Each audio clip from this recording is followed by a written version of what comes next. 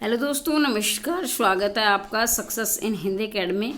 आज की वीडियो का विषय है हरियाणा के विश्वविद्यालयों के अनुबंधित सहायक प्रोफेसरों की मांग जोरों पर। अभी क्या है मांग, ये भी आपको पता है। और मुख्यमंत्री नायब सिंह सैनी ने क्या आश्वासन दिया है, इस पर हम चर्चा करने वाले हैं। मेरे साथ वीडियो में शुरू से लेकर अंत तक अवश्य बने रहें, क्योंकि अगर आप ये वीडियो देख रहे हैं या तो फिर इस लाइन में आप जाना चाहते हैं या फिर पहले से हैं और आप भी जॉब सिक्योरिटी चाहते होंगे। अगर आप पहली बार चैनल पर आए तो चैनल को सब्सक्राइब करके रखें, क्योंकि टीचर भर्ती से संबंधित जानकारी आपको इस चैनल के माध्यम से मिलती रहेगी। अब देखिए क्या है, हरियाणा के विश्वविद्यालयों के अनुबंधित सहायक प्रोफेसरों के प्रतिनिधिमंडल ने मुख्यमंत्री नायब सिंह सैनी से मिलकर लगाई गुहार। 1400 अनुबंधित असिस्टेंट प्रोफेसरों की जॉब सिक्योरिटी दी जाए।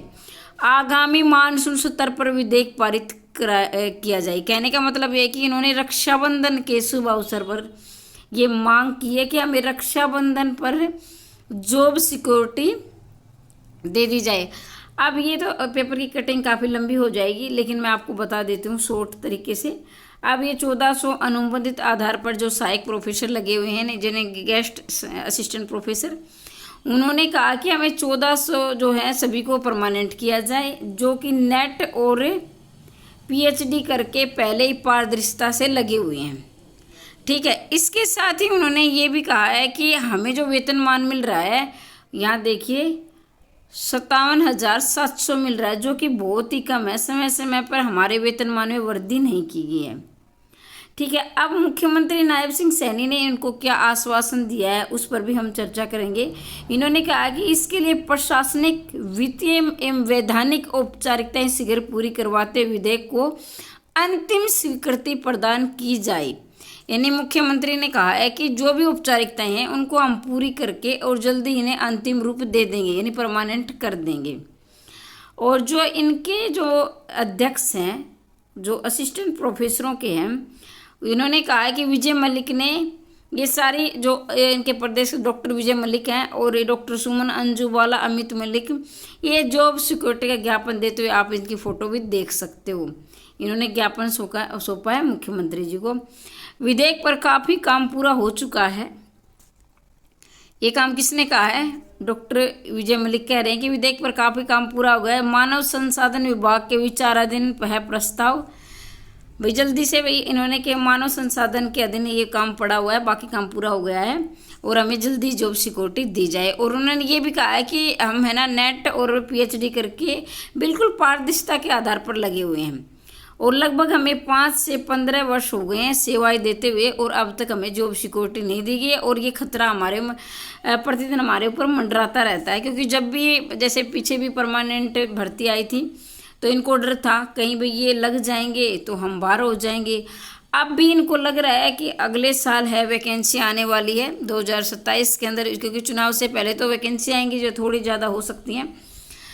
तो अब इनके अंदर फिर एक भय बैठा हुआ है, कहीं हमें फिर से ना निकाल दिया जाए, वो आ जाए तो। अब पारदर्शिता कितनी है ये भी आप जरूर कमेंट करें कि नेट और पीएचडी किए हुए हैं, क्या पीएचडी बिल्कुल पारदर्शिता के साथ मिलती है क्या? मतलब कि इसमें ज़्यादातर मुझे जहाँ तक लग रहा है कि पीएचडी वाले होंगे। नेट तो किया होता है इन्होंने, बाद में किया होगा। उस समय तो जब इन्होंने 15 साल पहले जब ये लगाए थे तो इतना बोलबाला पीएचडी ये नेट का नहीं होता था। तो अब कुछ ऐसे भी कमेंट आते हैं कि मैम इनका विरोध कीजिए, क्योंकि भाई भतीजावाद के आधार पर लगे हुए हैं। उस समय नेट इतना नहीं करते थे, अब नेट इन्होंने बाद में लिया। कुछ ऐसे भी हैं जो कि पीएचडी वाले फर्जी डिग्री के आधार पर लिए। तो मैं इसमें कुछ नहीं कहने वाली, जो करना है मुख्यमंत्री जी करेंगे और बाकी इनका आयोग करेगा। और बाकी इनकी पारदर्शिता कितनी है कितनी नहीं है ये कमेंट बॉक्स में ज़रूर लिखना। फिर मैं कहती हूँ कि जो लगे हुए हैं वो भी मेरी वीडियो देख रहे हैं, अगर जो तैयारी कर रहे हैं वो भी देख रहे हैं। मैं बिल्कुल इसमें अपना कोई व्यक्तिगत राय नहीं रख रही हूँ, ये सिर्फ पेपर की कटिंग है और जो आ रहा है फैसला वही मैं आपको पढ़ के सुना रही हूँ।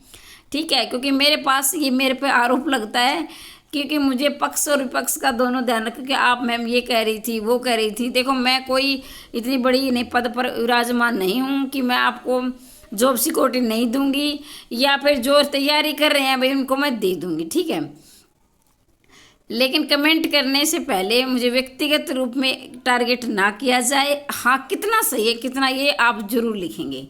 ठीक है, क्या इनको जॉब सिक्योरिटी दे देनी चाहिए? क्योंकि भाई उन्होंने कहा कि हम बिल्कुल पारदर्शिता के आधार पर लगे हुए हैं, नेट हमने कर रखा है, पीएचडी कर रखी है, हमारा वेतनमान भी नहीं बढ़ा गया है, जो उसे घर का खर्चा नहीं चलता है 57,700 में। इसके साथ जो तैयारी कर रहे हैं वो भी बताए, क्या वैकेंसी इन्हीं में से निकाली जाए, मतलब जितनी खाली है, क्योंकि ये तो जो गेस्ट पे होते हैं ना, जैसे आपके कौशल के थ्रू लगे हुए हैं, तो उन्हें भी क्या वो भी खाली मानी जाती हैं। ठीक है, ये वैकेंसी भरी नहीं मानी जाती है। और इसके साथ ही ये डॉक्टर विजय मलिक कह रहे हैं कि जैसे स्कूलों में भी परमानेंट हो गए हैं टीचर, इसके साथ कॉलेजों में भी हो गए, तो हमें क्यों नहीं किया जा रहा है? क्योंकि पीछे स्कूल वाले भी किए थे उन्होंने, पीजीटी वाले। तो इस तरह से इन्होंने कहा कि रक्षाबंधन के शुभ अवसर पर हमें जॉब सिक्योरिटी दी जाए। तो आज के लिए इतना ही, मिलते हैं अगली वीडियो में, तब तक के लिए जय हिंद जय भारत।